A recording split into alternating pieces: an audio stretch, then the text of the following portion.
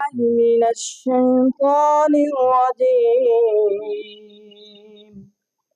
بسم الله الرحمن الرحيم.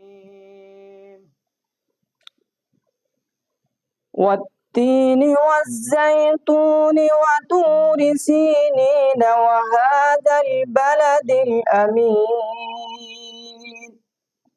لقد خلقنا الإنسان في أحسن تقويم ثم رددناه أسفل سافلين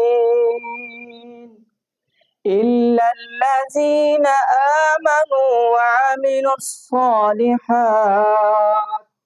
وعملوا الصالحات فلهم أجر غير ممنون. فما يكذبك بعد بالدين.